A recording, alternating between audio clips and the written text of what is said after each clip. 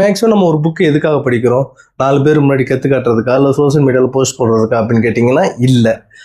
உண்மையான ஒரு எஜுகேஷன் அப்படின்னா என்ன அப்படின்னு சொல்றாங்க அப்படின்னா, நம்மள நம்மளே அறிஞ்சுக்கிறதுக்கும், எப்பேற்பட்ட சிச்சுவேஷனா இருந்தாலும் அத அழகா ஹேண்டில் பண்றதுக்கும், அப்படி இல்லன்னா ரொம்ப மன அழுத்தமான, இல்ல ரொம்ப ஸ்ட்ரெஸ்ஃபுல்லான டைம்ல ரொம்ப அமைதியா, காமா நம்ம இந்த இடத்துல ஒரு முடிவெடுத்து அத செயல்படுத்துறதுக்கும் யூஸ் ஆகணும். அதுதான் எஜுகேஷன் அப்படின்ற மாரி சொல்றாங்க.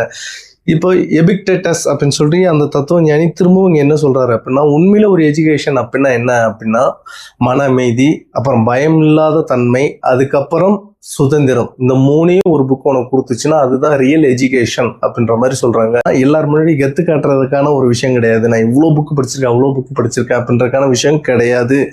அது தன்னை அறிதல். நம்ம யாரு, நம்ம எந்த மாதிரி சுச்சுவேஷன்ல இருக்கோம், நம்மளோட மனநலம் என்ன, இப்போ நம்ம எப்படி இருக்கணும், எப்படி பிஹேவ் பண்ணணும், இந்த மாதிரி எல்லாத்தையும் நமக்கு புரிய வைக்கிறது ஒரு எஜுகேஷனால மட்டும்தான் முடியும் அப்படின்ற மாதிரி சொல்றாரு.